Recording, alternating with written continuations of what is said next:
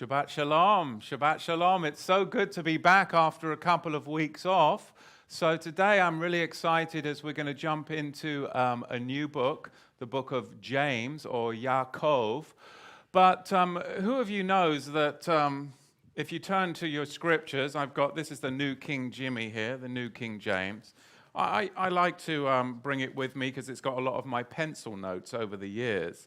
But who here understands that the little introductions that you get before you go into a book, they are not suffice for what we are about to do these next few weeks. So please bear with me if I don't follow the introductions in these commentary scriptures that we've had in the 20th century, whether it be the NIV, the New King James, or whatnot. Because, as I've said so many times before, a text out of context creates a pretext, and error begets error. It is so huge for us to truly grasp, before we even get into chapter and verse, what on earth was going on at the writing of this book?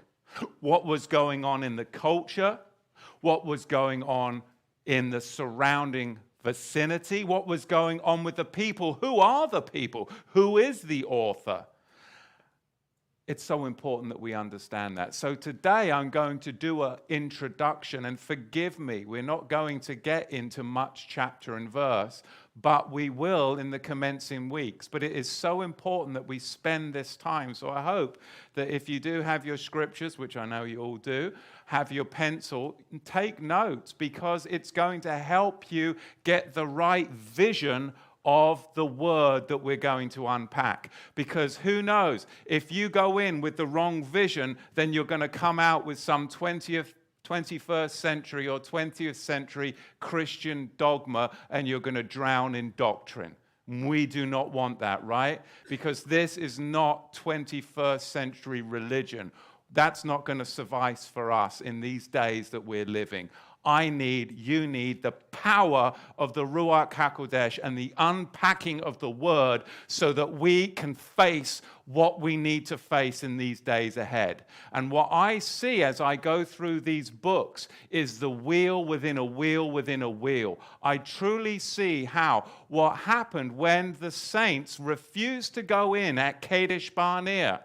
And though they changed their mind and they said, oh, we'll go up tomorrow, if you don't do what Yahweh wants you to do when he calls you to do it, timing is everything, then you will be bypassed.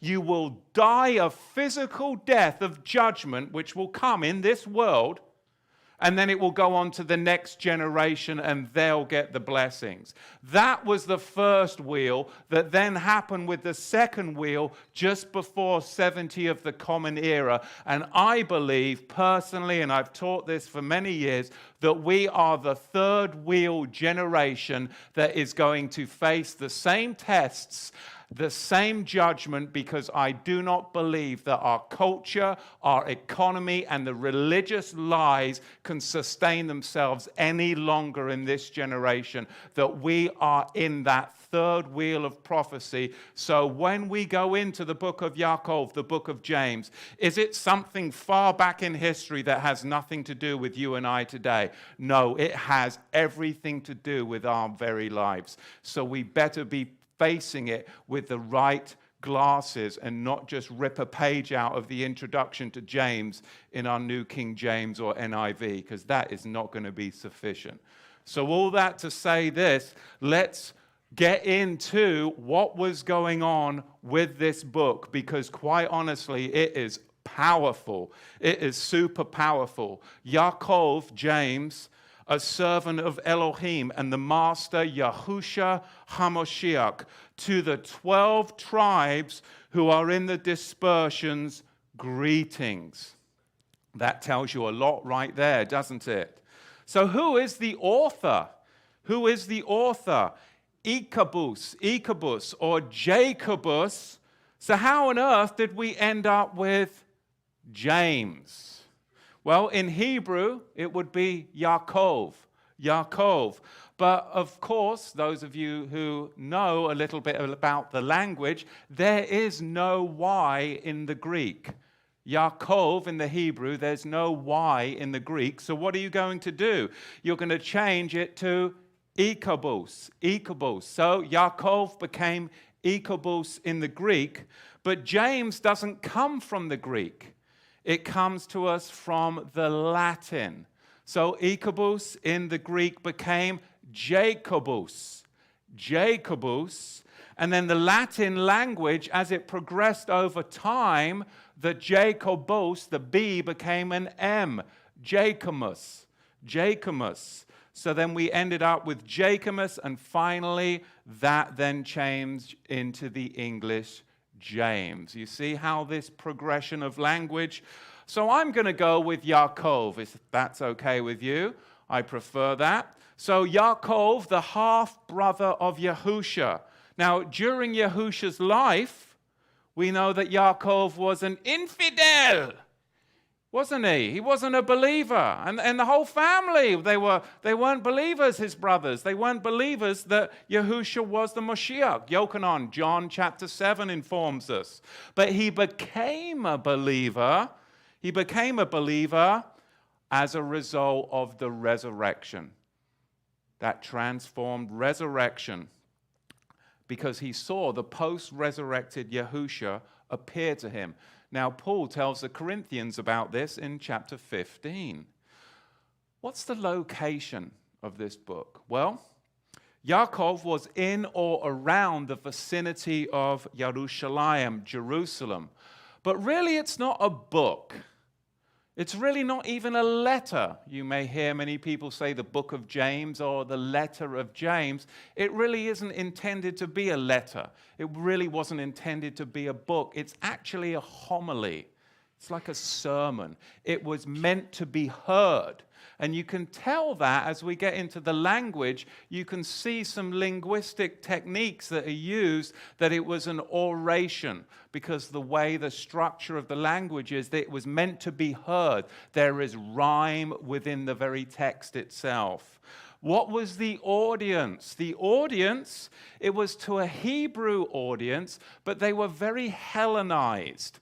They were a Hellenized audience whose recipients resided outside of Jerusalem in the diaspora, and with a substantial amount of them were actually living in Phoenicia, Cyprus, and Antioch, including many Jewish believers, because many at the time of this writing, as we will get in, they had fled Jerusalem. Why?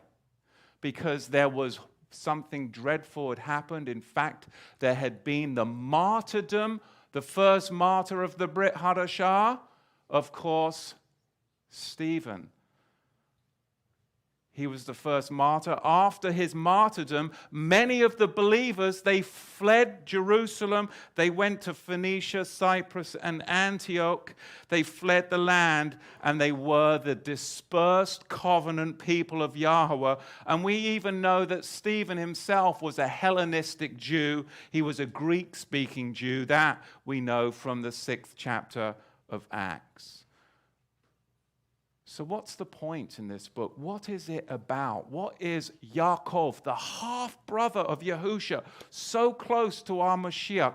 What was he trying to communicate? He was trying to communicate the persecution that was going on amongst the saints. The persecution.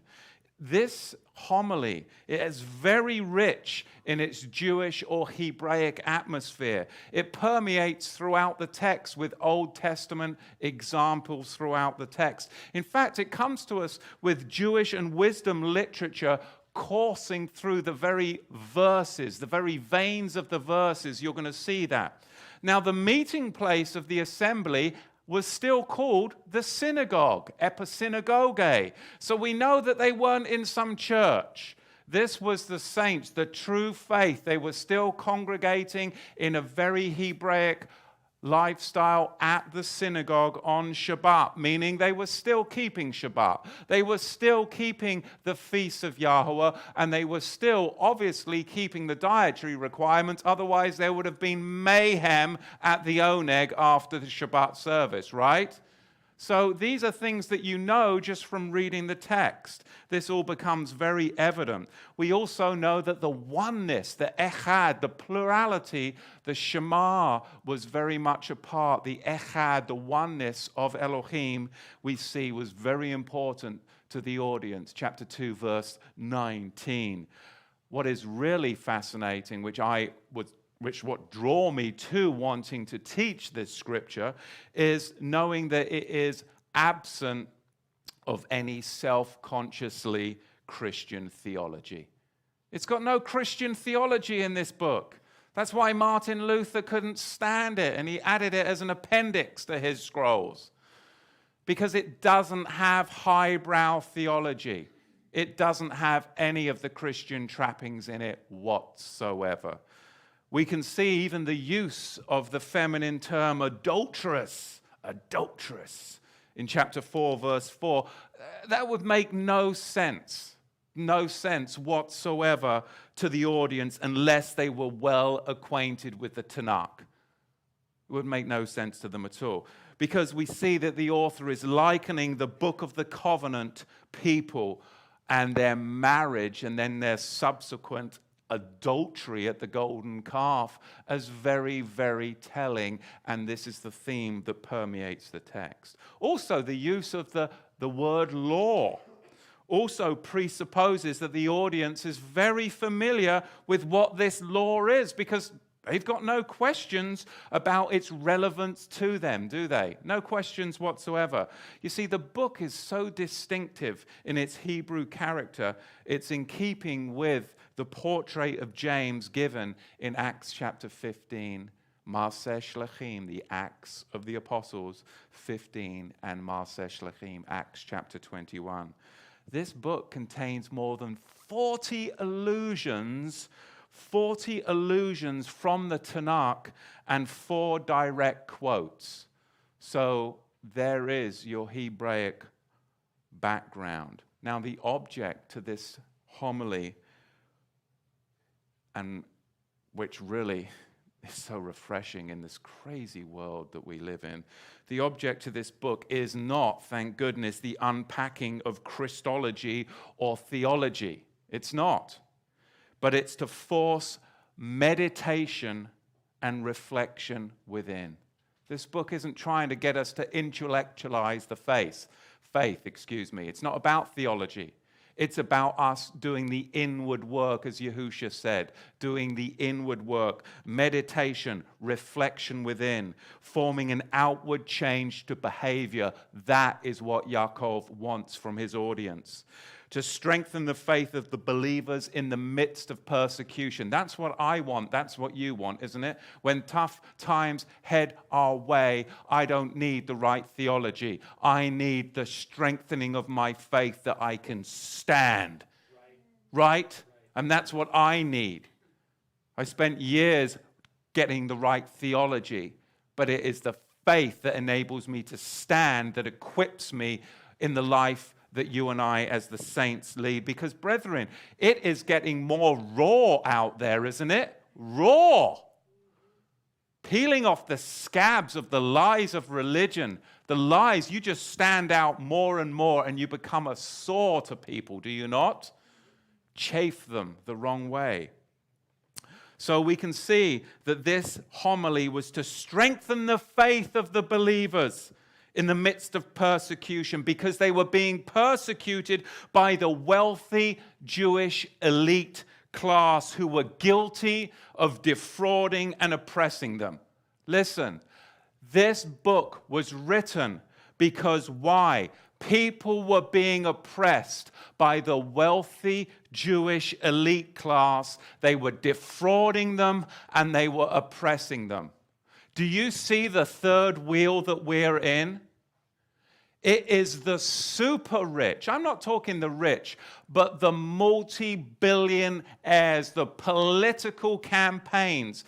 These people like Al Gore that try and get you and I so that we have to drive around in a Prius while they're flying around in their jets, trying to what? Oppress us by defrauding us, whether it's through Obamacare and what they're doing with the Federal Reserve. It is now, we're in the same predicament. It's this wealthy New World Order elite class of globalism that is trying to defraud the saints. We've never experienced it like anything else in the history of mankind. The deception that we live in today. I went to my lawyer this week, and she said to me, the law isn't about justice. The law is about the law. Because I had righteous indignation. I said, I want justice. I want to shine the light in the darkness. And she's like, well, Matthew, you can do that if you want. But understand, the law is not about justice. What do you mean the law is not about justice? Because it's a man-made law of wickedness. The Torah of Yahweh is right, Tzadik, and perfect. But the laws of men, they're about the laws of men, right? The Torah of the Nephilim. Thank you. That's exactly, what's that? The wicked devices of men. What a world that we live in. So yes, we do need the strengthening that this homily has. It's about us to focus not on creed but conduct, not on belief but behavior, not on doctrine but deed. That's powerful. Practical living for the pragmatic priesthood of the Kedoshim. Now, of course, the language is very Septuagintal, with only 13 words in James that aren't found in the Septuagint, giving the Greek a very, very Semitic feel as you go through this. It was written, I believe, and I know many people will want to push back on this, but I have done my due diligence. I believe it was written originally in the Greek, borrowing from the wisdom literature of Sirach, Wisdom of Solomon, and Proverbs, Mishlei. Now, many in the Messianic movement will push for a Hebrew or Aramaic primacy, but if Yaakov's audience, think about it, is in the diaspora, dispersed following Stephen's martyrdom, this argument to me holds very little weight. Because what was the language of the international community? It was Septuagintal Greek. So it makes sense to me that was the language of the diaspora. This was written to the diaspora. It would be written in a language that would reach the most people. But it does have a very Semitic feel because it's Septuagintal. Maaseh Shlachim, Acts chapter 8, verse 1, it is written, and Shaul was approving of Zephaniah, Stephen's death. And at the time, there was a great persecution against the congregation of Israel at Jerusalem. And they were all scattered abroad throughout the regions of Yehuda and Shomron, except the Shlechim, except the apostles. So I believe we can see right now what was going on at the time of the writing. Now, Maaseh Shlechim, Acts 11, verse 19, it is written, now they who were scattered abroad upon the persecution that arose over Zephaniah, Stephen, traveled as far as Phoenicia, Cyprus, and Antioch. That persecution caused many to leave Jerusalem and go into the dispersion. Now, when was this book, this homily, sermon, if you will, written? Well, first Yochanan and first Kepha Aleph, they knew James or the traditions that were used in it, and it makes a strong case, I believe, can be made for literary dependence, because they seem to be expanding on the material that is actually found within the homily of Yaakov. This means that Yaakov, the homily of James, can't date from the 2nd century, and it must be at least mid-1st century. But we can dig even deeper than that, because Clement knows and he uses James, which again rules out the 2nd century. It can't date, in this case, after 90 of the Common Era. But we can dig even deeper than that. We can narrow it down further because we know that Yaakov was martyred in 62 of the Common Era. So it can't be after that unless you take, of course, the liberal view that it is pseudepigraphal, which I don't. So this book, again, I believe we can take even earlier than that because the book doesn't contain any of the later first century developed doctrines of the New Testament. There's no developed doctrines. That's what I love about this book.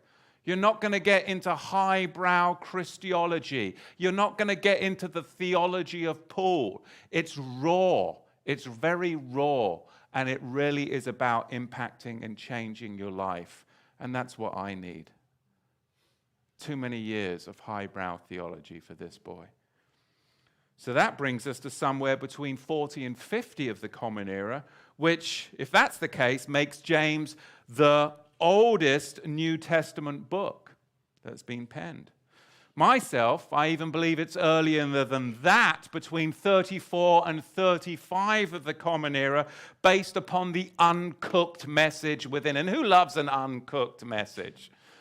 I can't stand when they start cooking up the faith. You know what I mean? It's like you're cooking it up, trying to serve me up your stuff.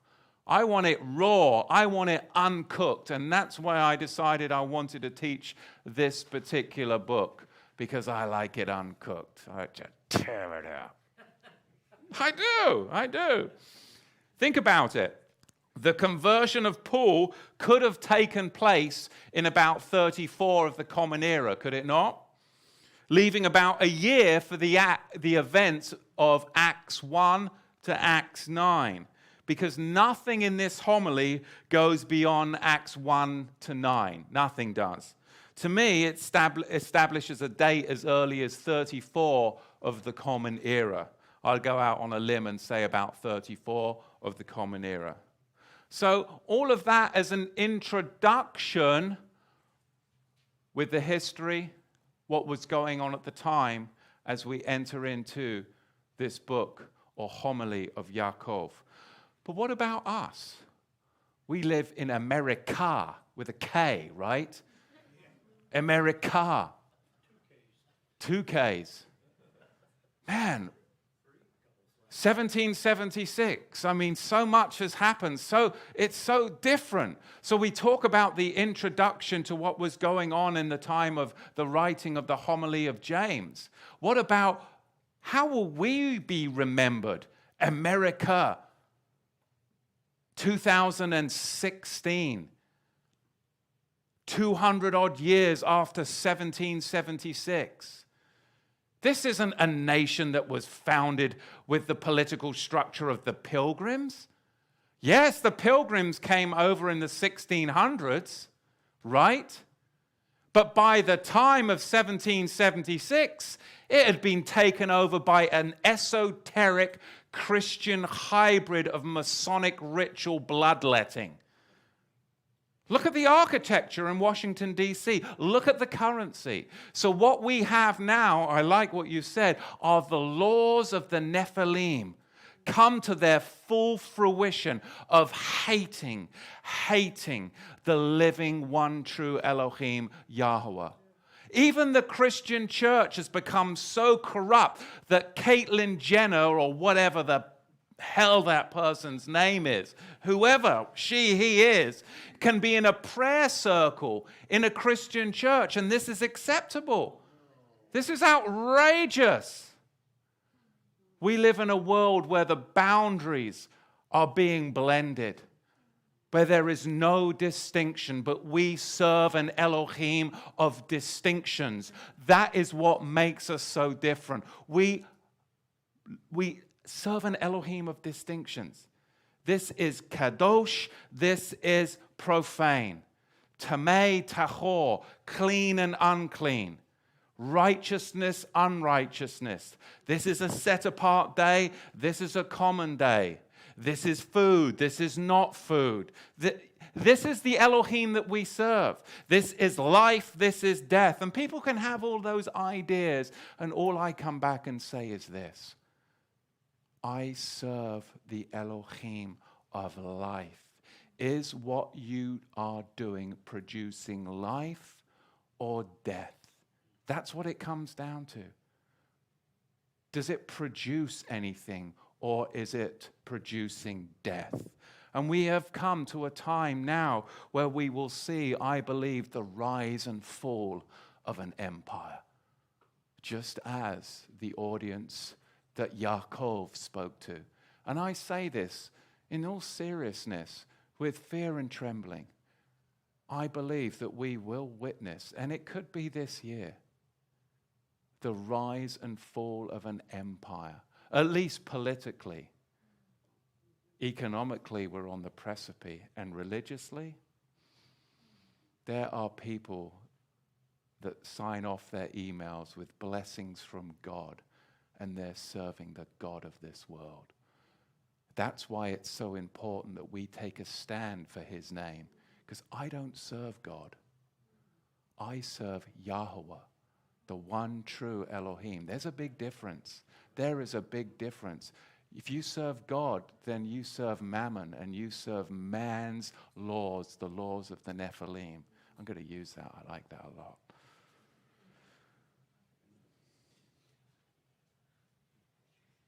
Let's talk about the downplaying of James in Christian tradition. Because isn't it interesting when you're in the church, they're always downplaying James and elevating Paul. It's all about Paul. Oh, yeah, well, not about James. Why? Because he was a zealot.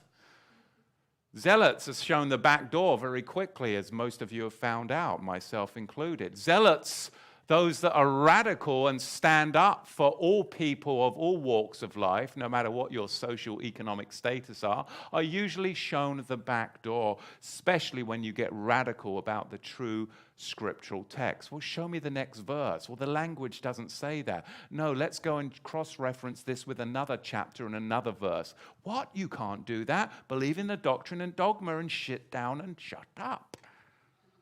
Right? No. It's not. It's not. So the downplaying of James, I think, is very important for us to understand as we get into this narrative, not only where doctrine is concerned, but also it becomes clear that James is actually the head, or in the Greek, the Episcopate of the Jerusalem assembly. Well, hang on a minute.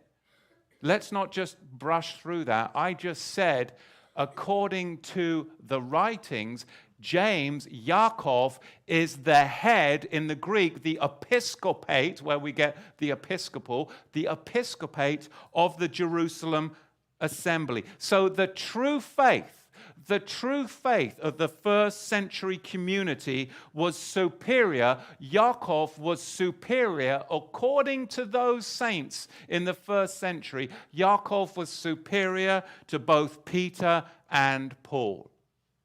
That's huge, because you've got a whole religion, the Catholics, that will what? Elevate Peter. In fact, they'll bring Jupiter into the bloody Vatican and have you all come and shine his shoes and kiss his feet. It's a statue of Jupiter that they tell you is Peter. You guys have seen it. It's outrageous. And people believe this stuff. The elevation of Peter and Paul, when in reality the episcopate went to Yaakov. But why has a church, a tradition, a religion denigrated Yaakov? Because he was zealous for the Torah. You can't have that. So they elevate the highbrow theology of Paul and Peter rather than the raw radicalization of Yaakov, James the Just. Do you see that? Very interesting.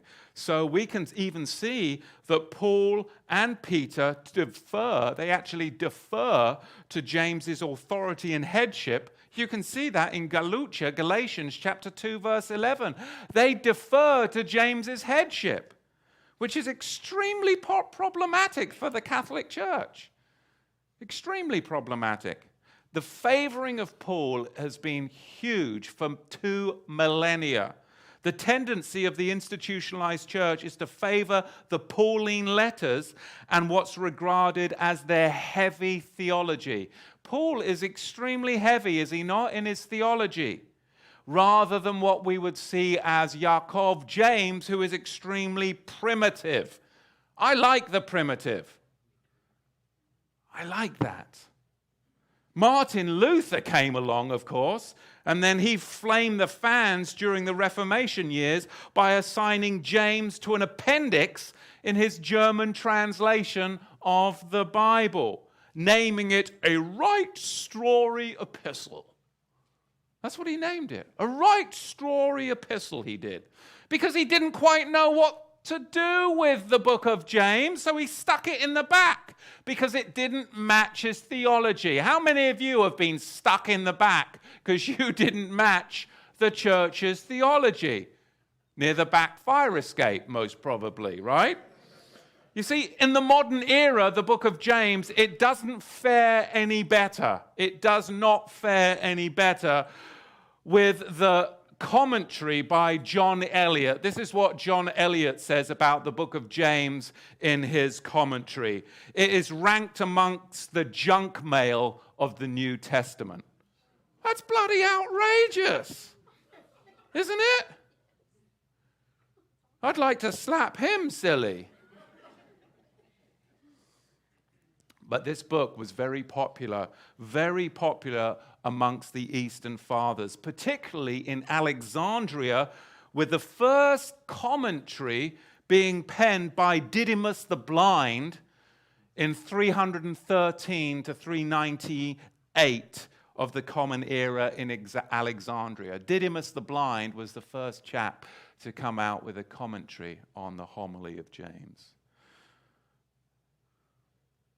Now, we can tell that it is Greek in its structural rhythm and rhyme, and James's penchant for alliteration and wordplay, and wordplay. When we become aware of these devices, these rhetorical devices within the Greek, it becomes, to me, nearly impossible to imagine that this homily was a translation of the Aramaic or the Hebrew, because you would miss all this wordplay. I believe it was put together with these and that's about it. Good night. Let's talk about the death of Yaakov. The death of Yaakov. Now, Josephus records that James's death was between the reigns of two Roman procurators in Judea. In 61 of the Common Era, we had Festus. Now, he took office and died. You can see that in Acts, the book of Acts. Now, in 62 of the Common Era, Albinus, he was dispatched to Judea.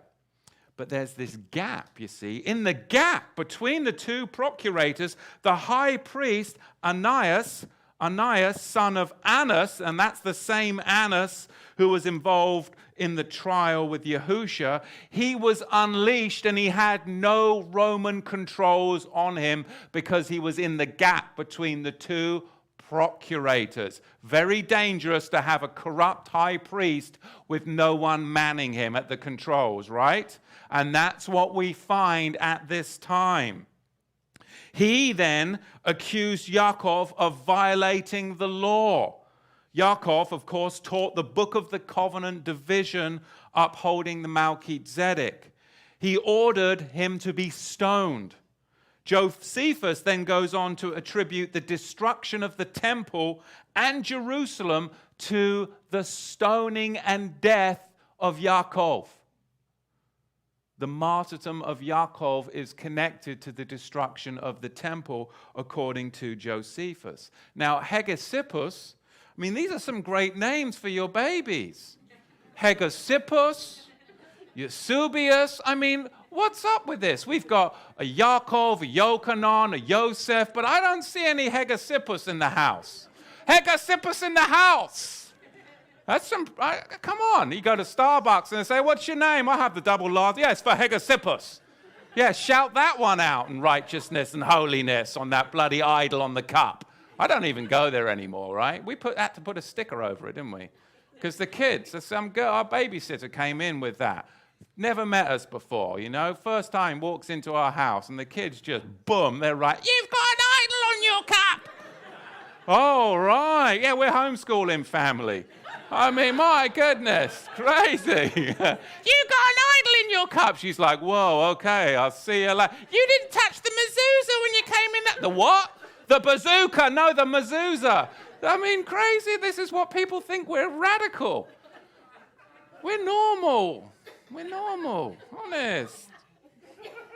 Hegosippus in the house and Eusebius, they give us way more detail and states, he give me a couple of weeks off and you better watch out. Hegosippus and Eusebius, they do give us a lot more detail on how James's arrest. Ananias, that's a, yes, Ananias. Huh? Hananiah. Hananiah.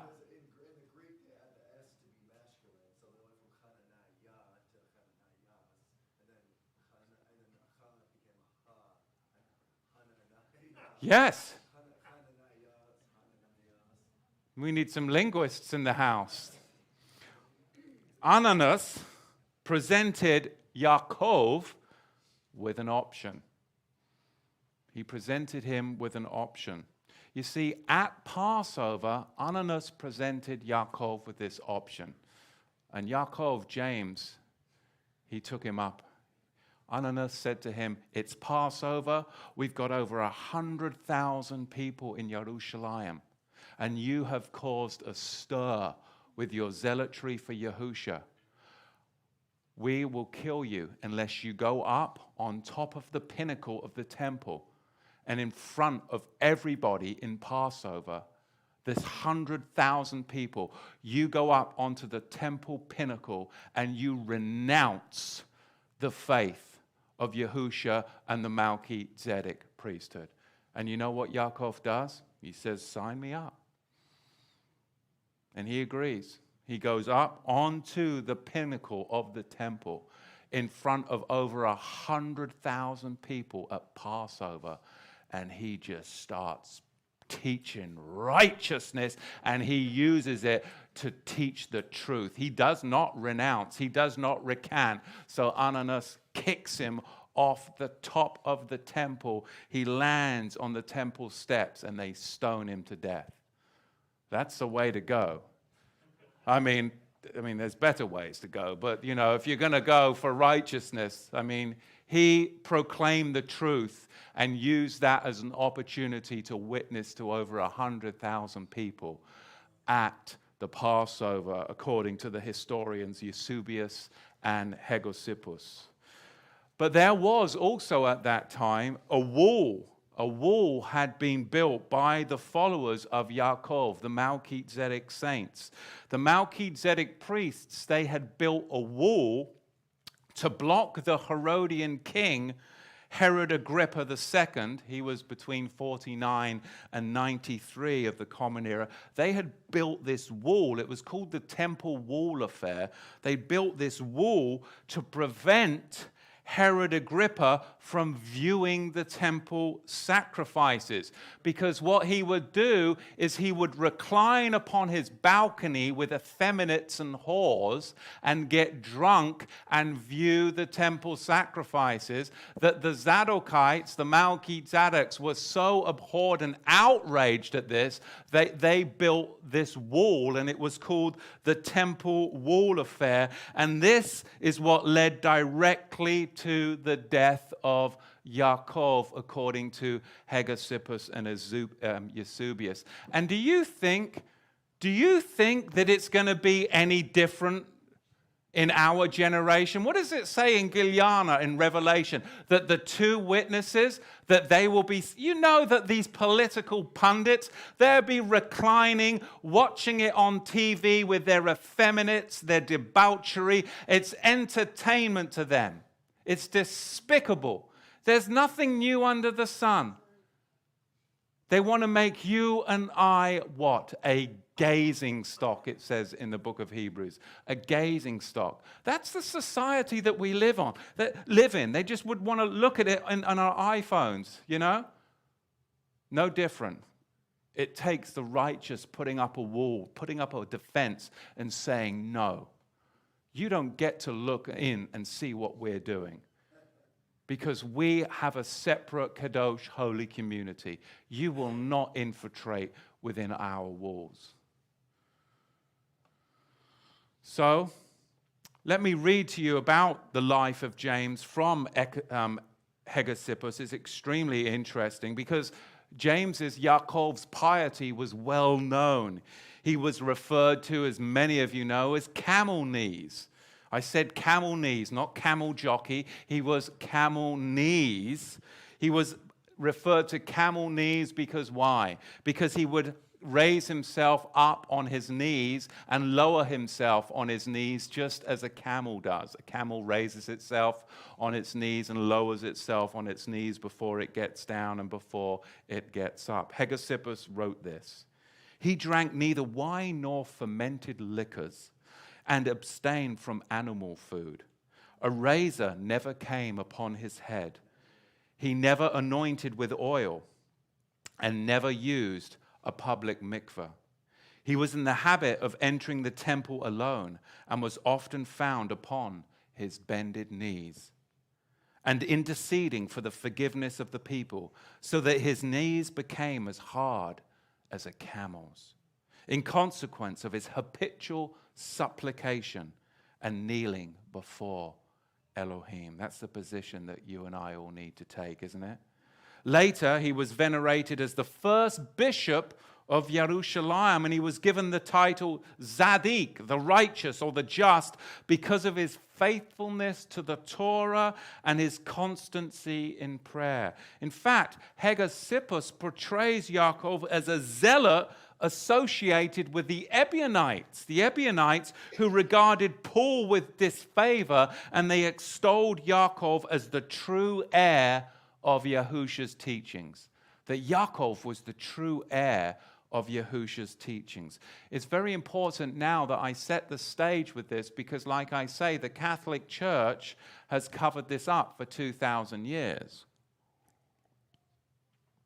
And that is that Yaakov was elected to the Episcopate. The Episcopate. This is the missing history of Yaakov. Yaakov is the undisputed, listen, he is the undisputed successor to Yahusha. He is the bishop of bishops, or the archbishop, or the archapostolus, the pillar of the community of the saints. What he says is very important to us because it is the closest that you're going to get to the words of Yahusha, the thoughts of Yahusha, and the lifestyle of Yahusha, without any highbrow Christology or theology. Yaakov Tzadik, James the Just, the Zealot Leader. He was a radical, a Zealot Leader. I have no doubt that Yahusha himself was the Zealot king, and his half-brother Yaakov was appointed the Zealot commander after Yahusha's appearance post-resurrection. There's strong parallels indeed between the community led by Yaakov and the one reflected in the Dead Sea Scrolls that many of you may have read.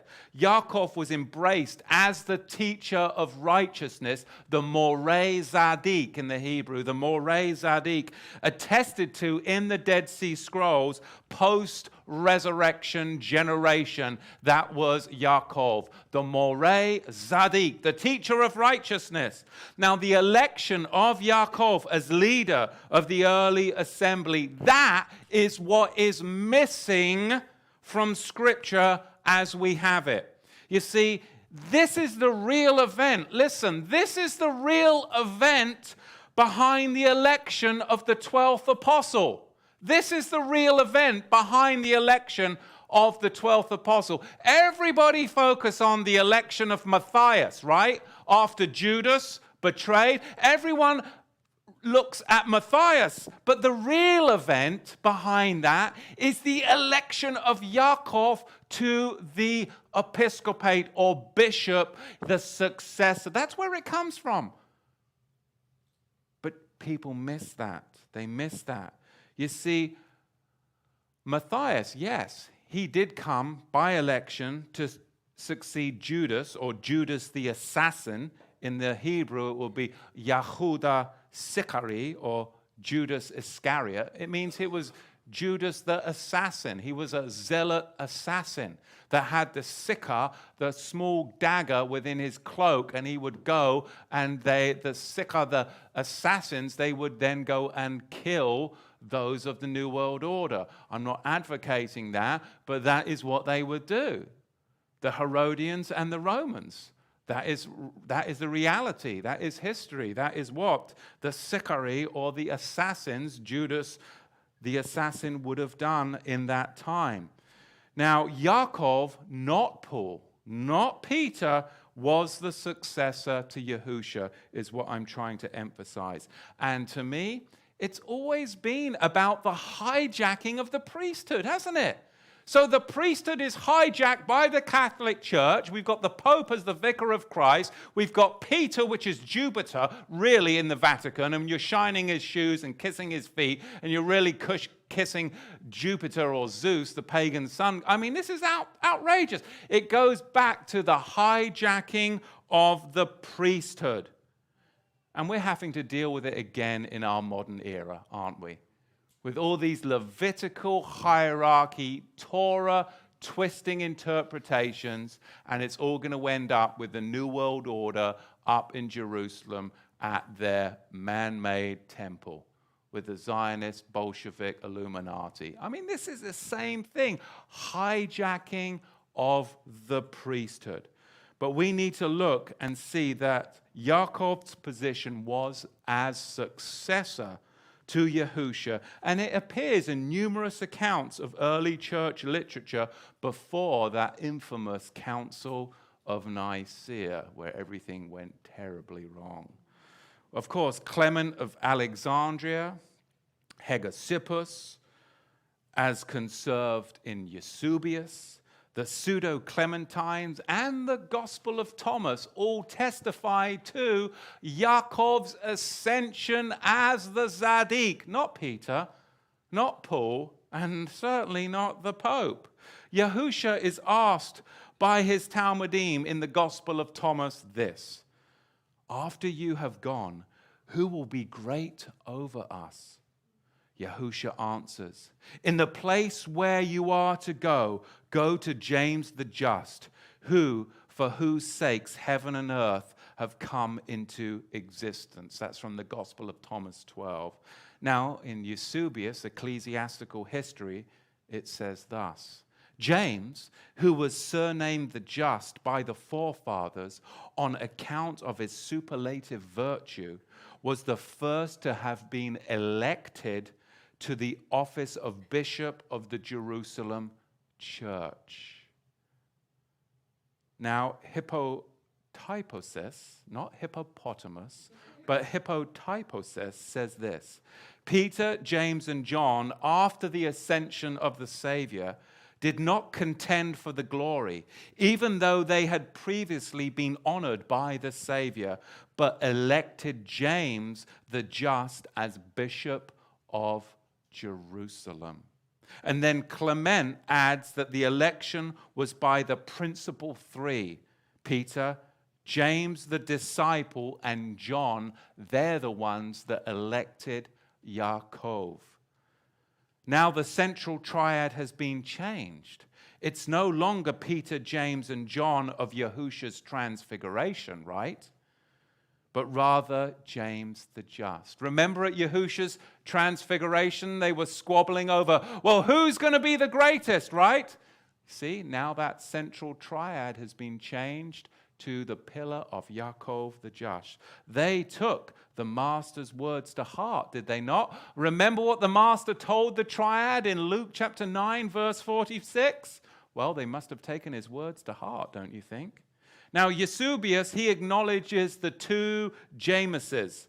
Now, there were two Jameses, he says. One called the righteous, who was cast down from the pinnacle of the temple and beaten to death with a laundryman's club, and the other who was beheaded. Phineas reigns on the parade of those who would say that the Melchizedek priesthood is limited to heaven and not open to you on earth. There's people that say that today. oh, the Melchizedek priesthood, that's not for today. That's limited to heaven. It's not for you on earth. How many of you have heard that nonsense from wrestling and twisting the scriptures to their own destruction? They would come out with a comment like that.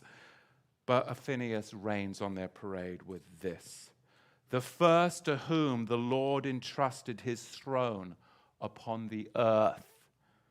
The mantle or throne of the Melchizedek priesthood is entrusted on earth. That is what history and scripture testify to. But people don't want you to have that. They don't want you to. They want you to be subservient to the Levitical hierarchy so that they can do what? Lead you up to the Temple Mount destruction. The very thing that the Apostle Paul says is coming in these last days. Yaakov was in the kingly line. He was seated in Jerusalem, the head of the 70, the Jerusalem assembly. This presents something of a problem to the institutionalized church because they've buried this for millennia. The direct appointment of James, not Peter, as the successor to his half-brother Yahusha. And what's more, it's upheld by everything we know of the groups that were expelled from Orthodox Christianity. And you and I, we're expelled from Orthodox Christianity with our beliefs, aren't we? So this shows you that you are on the right, narrow path. You see, I just want to expose the errors of this Pauline Christianity that so many of us had thrust upon us for years. I really do. Because I want the light of the Jameson belief to be known. Because it's about the fight for the ascendancy to the presidency, priesthood, and political Jerusalem in our day. That's what it was like in James's day. Who was fighting for the ascendancy of the presidency, the priesthood, and the political structure of Jerusalem of the day? Well, Yaakov, James the Just, he was the righteous one, but the Herodians, the Pharisees, the Sadducees, they were all trying to fight for that, but truly the one that was appointed was anointed. And so many of you, you need to just walk in your appointed anointing. And when you're appointed and anointed in it, then no weapon formed against you can prosper. Walk in your anointing. I was speaking to Brother John before I came up today, and I said, many people come to me and say, brother, I don't know how you do it week in and week out.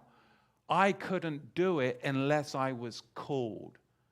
But because I'm called, I can do it. But I can't do what Brother John does because that's not my calling.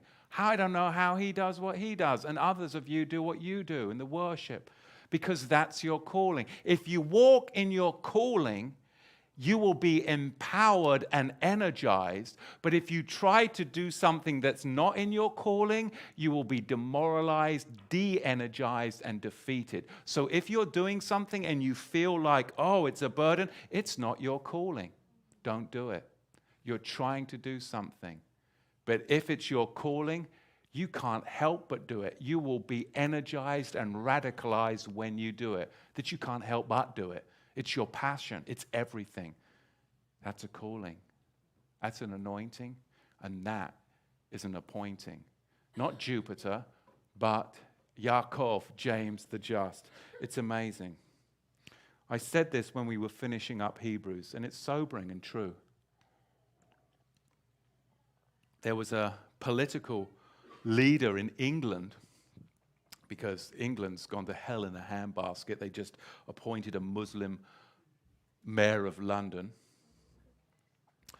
And the Labour, one of the head, I think it was the head of the Labour Party, he quoted an historical fact. Doesn't matter whether I always use this analogy, I don't give a rip if you don't believe in gravity. I don't care. You go up onto the corner of this roof. Yeah, it doesn't matter that you don't believe in it. You step off the corner of this roof, you're going to hit the deck because it's a reality. I don't care if you don't believe in historical truth. The reality is, it happened. Get used to it. Or do you believe in sacred history? So the head of the Labour Party, he said an historical truth. That Hitler was actually supportive of emigration to Palestine, and he was supportive of the Zionistic movement. That's historical truth. It's documented. You might not like it because it doesn't match with your sacred history, but the Labour Party head actually quoted this. He said this publicly, silly boy. Well, he just got slammed, especially now with a Muslim mayor in London, and it's caused mayhem in England. That you can't quote real history for the sake of offending people, and when you do, people will call you nasty names to try and shut you up because their sacred history is offended. This is the world. You now get tried not by truth and justice, George Orwell 1984, you get tried on the courts of public opinion. And it causes people to bow down, cow down, and shut up because they're afraid. Because you're afraid of being a social outcast because you believe historical truth, because you actually do your due diligence. You study the scripture. You go back into history and you speak truth. And then you are tried in the courts of public opinion because the public is uneducated and ill-equipped for the truth. And the truth is such an insult to a wicked, depraved, and warped culture that what you're saying, they can't even grasp because they have been spoon-fed lies from birth. Santa is coming down the chimney tonight. Hang on a minute. You are lying to your children and teaching your children that you lie to them, and now you're questioning why you have problems. Gee, Manny. And then when my kid is in the church group and says, that's a bunch of hooey, that you try and stifle them? This is what happens, is it not? Is it not? Outrageous. Speak out, speak truth. Sacred history wants us to believe the lies. And in this case, sacred history wants us to believe that the Romans burnt down and destroyed the temple in 70 of the Common Era. How many of you have been taught that sacred history? It was the Romans that came in. It was Titus. He came in and he burnt down the temple. Who's been teaching you that? The Jews, which aren't the Jews, we won't get into that, and the Christian church that has been corrupted and hijacked since the 3rd century. That's who's been teaching you that, and it's sacred history. It's a lie. No, Titus did not come in and burn down the temple of Jerusalem. These Levitical pimps, and I know I offend some of you when I say that, too bad. When they came in, they perpetrate this rubbish. How many of you have heard this still by teachers today in the Messianic movement? Oh yes, it was Titus that came in and destroyed and burnt down the temple. Regurgitating soup from your kindergarten school. No, it wasn't. That's sacred history. Don't believe what they're telling you. Dig a little deeper. Read the historians of the 1st and 2nd and 3rd century, and you might find out something that is going to actually really open up your eyes and see that we're dealing with the same reality today. And if you don't open up your eyes to it, then you'll fall in with the masses and you will actually be deceived in this day and age. Because sacred history is not historical truth. Titus did not come into Jerusalem and burn down the temple in 70 of the Common Era. Because Josephus, who was there, actually informs us. Are you ready? Oh, now, you might not like me after this. Historical truth is this, and it's going to happen, and you can see it happening in 2016. Historical truth is this. It was a false flag inside job of the Levites. What do you mean? I mean, we live in a generation when we've had Waco, we've had the Oklahoma bombing, 9/11, Sandy Hook, and the list goes on of false flags upon false flags. These are all what? Last-ditch attempts of arrested development as the New World Order encircles our culture, our currency, and now even our homeschooling curriculum. The Levites burnt down the temple as a false flag because they were so afraid of the Zadokites, the Melchizedeks, those radical followers of James the Just, getting hold of the temple priesthood, that they destroyed it and set fire to the temple, jumping in the flames themselves, rather than the Melchizedek priesthood getting hold of the ascendancy and the rule of Jerusalem. That is historical truth, not sacred history. And today, we live in a culture where the Levitical hierarchy would try and burn down the truth rather than you and I walking in the Melchizedek priesthood. They would rather burn it down, risk people denying Yahushua as the Messiah, converting to Judaism, and being a part of this global cabal and getting involved with the Illuminati and all of the Bolshevik Levitical nonsense at this last temple mount that they're building in Jerusalem.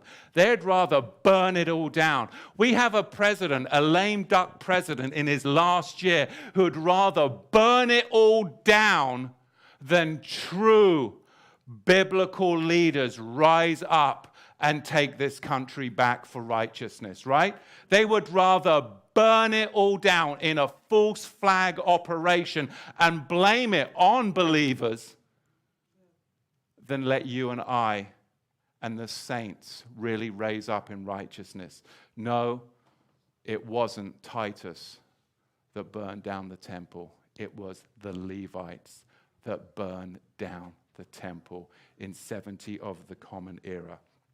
The Levites set fire and destroyed the temple rather than step aside and allow the 20,000 Melchizedek zealots heralding Yahushua as king, as high priest, take over after passions erupted after the death of Yaakov at the temple steps. It's recorded that Titus did everything in his power to actually quench the flames. It was the corrupt Levitical priesthood under Ananias that set fire to the temple, an inside job, rather than let it fall into the followers of Yahushua and the followers of the recently martyred Yaakov, the true priesthood. Yeah, it's just outrageous, isn't it? You see, history, brethren, is repeating itself. And people are just closing their, oh, that Torah to the tribes, man. Oh, man, you don't want to listen. Oh, no. Oh, because you know what?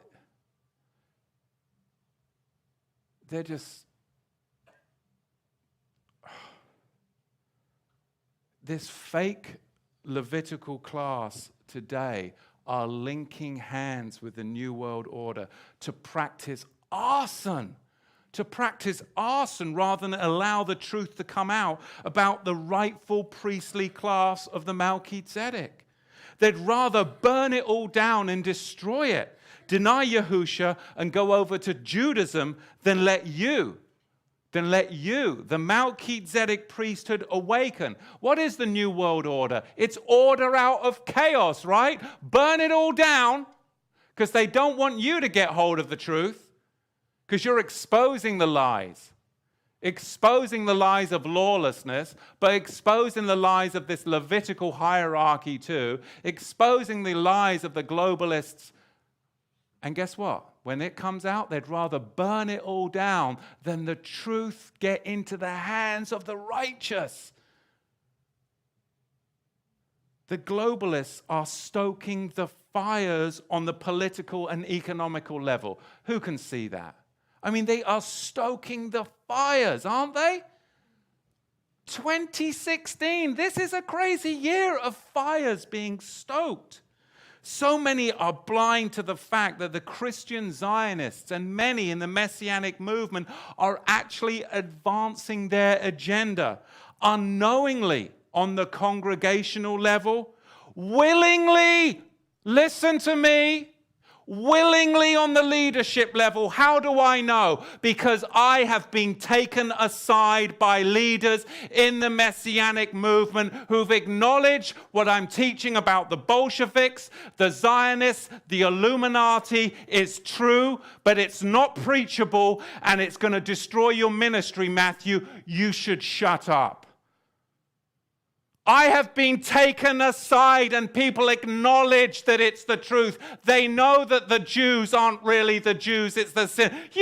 But they're not going to agree. They're not going to teach it because the ministry is more. I've been taken aside. They're sold out because they've done these fake genealogical tests and they've built a ministry based upon their lies that they're pushing, that they've got some kind of special Levite Aaronic blood baloney. The only blood I want to hear about is the blood of Yahushua HaMashiach. Otherwise, get away from me. Your blood is not important to me. I don't care if you're male, female, Gentile, slave or free. We're all one in Yahushua HaMashiach. And when you try and take me aside and say, oh, yes, I know what you're saying is true, but you might want to take that down off your website because your ministry won't grow if you teach it. I don't care. I got offered hell in a hand when I was at Calvary Chapel and I declined it. And you can offer me hell in a hand today and I'll decline it again. Because I know, because Satan offered it to Yahusha, right? You just answer them with a word and then you leave. You don't get into a debate. That's all I do. And I answered with Matthew 5:17. No, I won't take a church out in states and funded by the church. Because I cannot teach against the laws of Moses and I cannot teach the pre-tribulation rapture. I said that in 2000 and when? 11 years ago. And when I'm taken aside just recently and acknowledged that what I'm teaching is the truth, that yes, but you shouldn't be, there's other things, it's a side issue. No, it's not a side issue. The restoration of the two houses of Israel is a side issue, okay? We've taught that for a decade. I think most of us understand it's not everything is about the reunification of the tribes. Yes, Yahweh will do that, but I'm not going to do that. So now we've got people talking about the reunification of the tribes like their ministry is going to do it. And then you're all going to buy in and fund in and you're all going to go over to Israel. Great. Zephaniah tells you what will happen on the seacoast of Israel. You don't want to be there. What a crazy world. This is supposed to be an introduction to the homily of Yaakov. I went totally AWOL.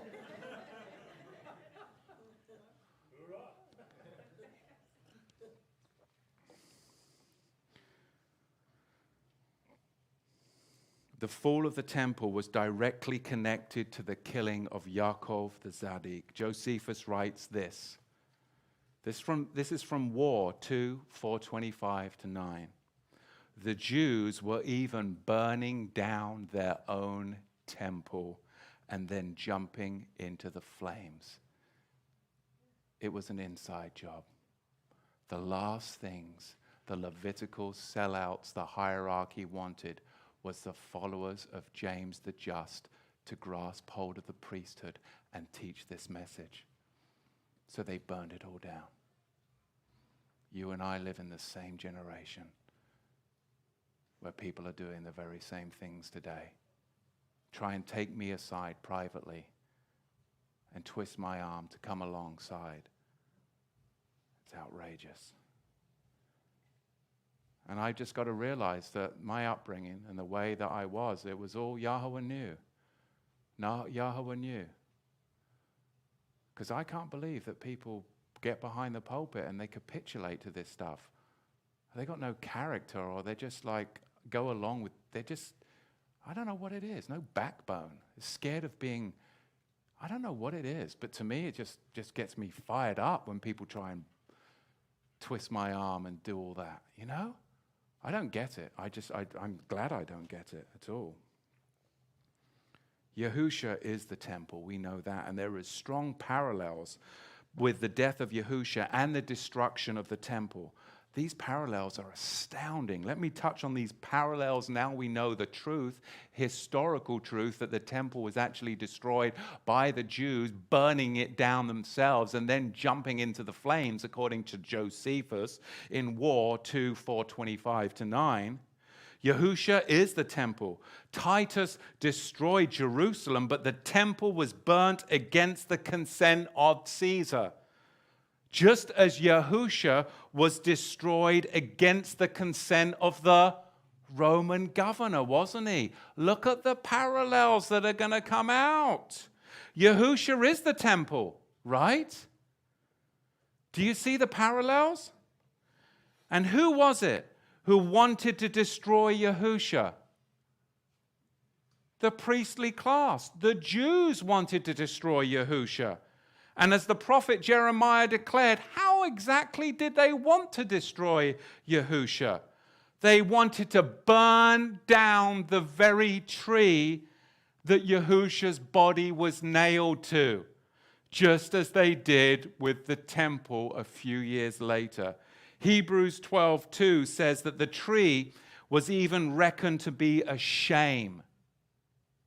Had it not been for Joseph of Arimathea, Yahusha would have been burnt along with the tree. Look what the prophet Jeremiah says in the 11th chapter and the 9th verse. But I was like a lamb or an ox that is brought to the slaughter. And I knew not that they had devised devices against me, saying, let us destroy the tree. Let us destroy the eights, the tree, that's the tree of execution, with the fruit on it. Well, Yahusha is the fruit on the tree, right? Let us destroy the tree with the fruit on it, and let us cut him off from the land of the living, that his name be no more remembered. You see, the Jews, believing Yahusha was cursed, they wanted to cleanse the land before Passover. And how do you cleanse the land? Possessions or things touched by the accursed were to be burnt, were they not?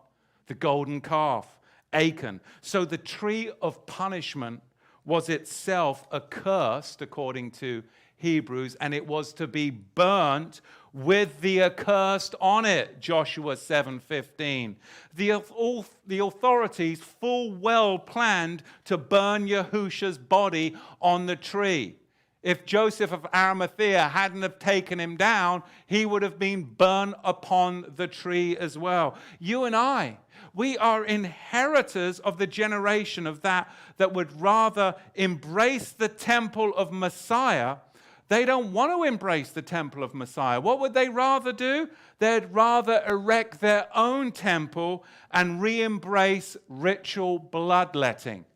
That's what they'd rather do. Today, people within the Messianic movement espouse the teaching of the heirs of the Pharisees pictured in the New Testament, the ones who took over Judaism by default 7.5 years after Yaakov's judicial murder at the hands of the corrupt Aaronic priesthood. We're going full-on head cycle into the apocalypse. We truly are.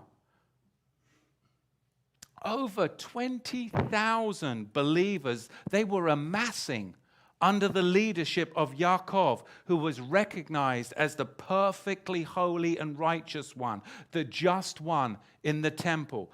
Over 20,000 people under one party were opposing the Herodian Roman establishment, from the more violent and extreme to the less so ranged. You see, Yaakov, he functioned as bishop and priest of the opposition alliance of the New World Order. He was opposing the New World Order at the time, which was the Romans and the Herodians and the corrupt Levitical class. Today, we have over 20,000 people that have listened to just the introduction of the Melchizedek series. Over 20,000 people that have listened to just the introduction of the Melchizedek series that is exposing the very lies of those who hold to the status quo. This Torah Levitical hierarchy, these New World Order sellouts.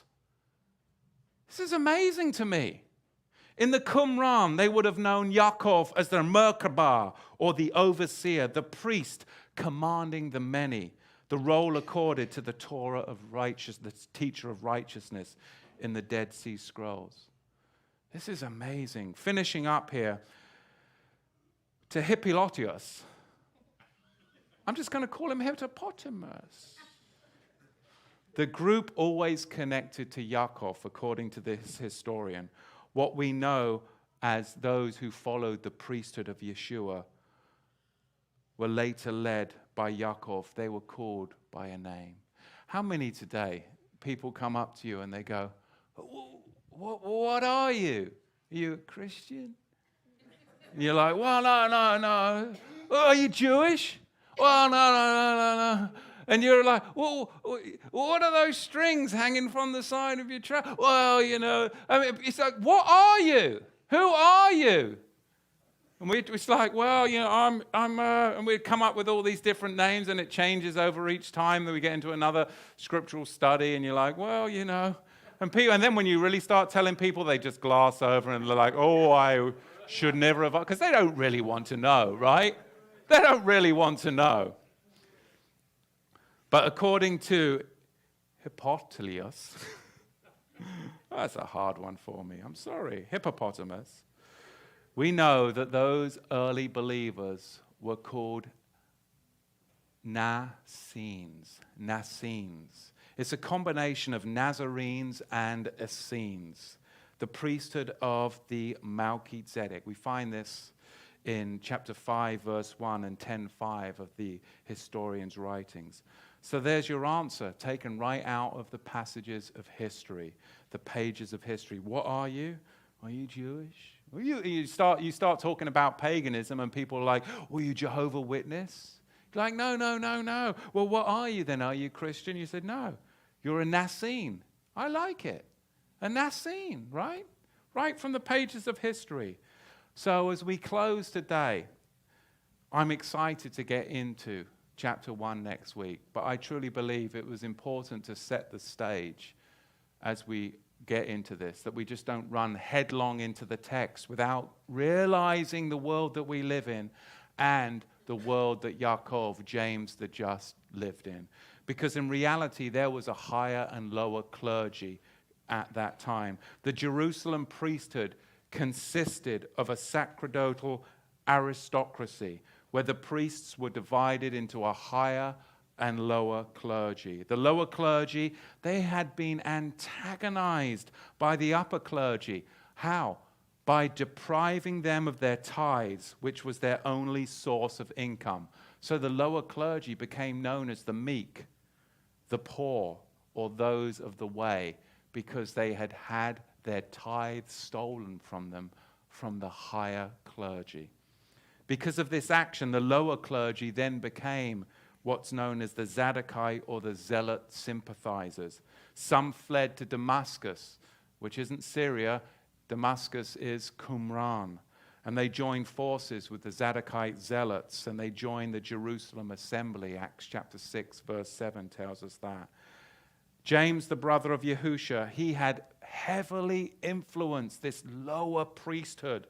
And as you can see it and hear it in his writings, as he reaches out and he has this sympathy for the poor, this sympathy for those of the way, and he has a heart for those that have been ripped off by the higher clergy.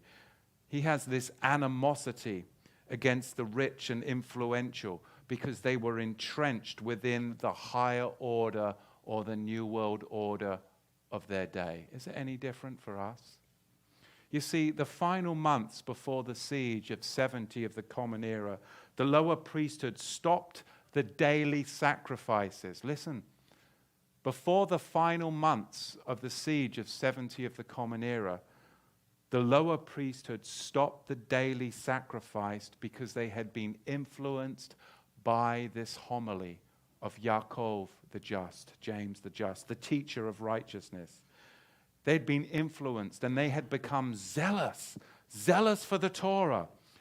At this time, the practice was so far removed from even the book of the law because the higher priesthood, they weren't offering sacrifices to Yahweh. And that's what you've got to come to grips with this New World Order temple. They're not going to be offering sacrifices to Yahweh. They weren't offering sacrifices to Yahweh before the destruction of the temple in 70 of the Common Era. People think they were. People teach that they were. But they weren't. The sacrifices were being offered on behalf of the emperor and the Roman people. It was offerings to the New World Order. It's being hijacked. Nothing new under the sun. This is what we are to expect and anticipate in this generation. So I am so blessed that we don't just have to go along with our eyes closed, that we have the word of Yahweh to guide us.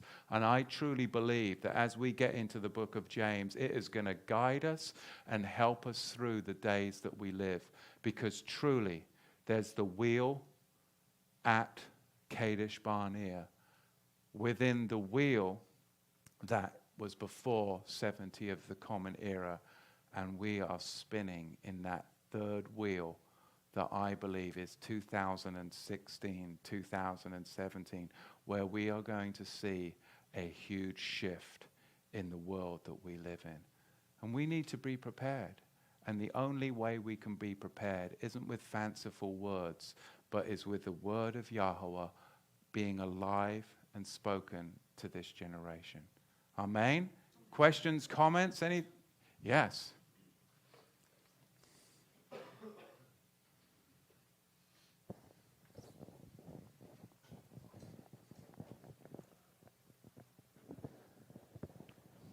We do have 4 questions. And this is just a clarification. This was actually from Mario. How is it that Melchizedek were still participating in the practice of the Jewish temple sacrifices? You mentioned Zadok. The Zadokites were trying to build the wall for the against Herod, I guess it was. Yeah, history does tell us that there was the temple wall affair. There was, as we know from Maaseh Shlachim, Acts chapter 6, and we even know from the testimony of Paul, this is the generation that was on the cusp of transitioning from the book of the law into the book of the covenant reality. And because they were that cusp generation, Yaakov, when he taught a return to fidelity Torah, he was many times, as was Shaul, misunderstood as being against the law. So we've got to understand that there's this cusp period. How that all plays out, we'll see as we get later on into the book. But what we do understand from history is that temple wall affair was basically righteous indignation against the Herodian and Herod Time period. Yes. Okay.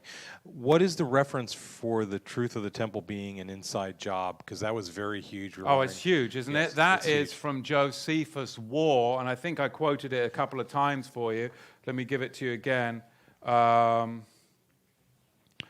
Yeah, that's from Josephus' War to 425 through verse 9. 425, 2.425 through 9. And I'll quote it again to you. Josephus writes, the Jews were even burning down their own temple and then jumping into the flames. The last question, there's one here, but I'm not going to ask that one. How are the Melchizedek priests going to be in charge in the land? So there's a misconception here. The first part of that is, I know today that we see the rabbinics in charge. Where are the Levites? And the second part of that is, how are the Melchizedek priests going to be in charge of the land? And that's just a question in general. Yeah, I think that, you're talking about prophecy and eschatology at that point. I believe if you look in Zephaniah, you look in Zechariah, you're going to see, and then as we spoke in the past weeks, we look in the book of Yasher, we also see how Ephraim, the tribe of Ephraim, the sons of Joseph, they left Egypt early, they left the world early, and they were slaughtered by the way.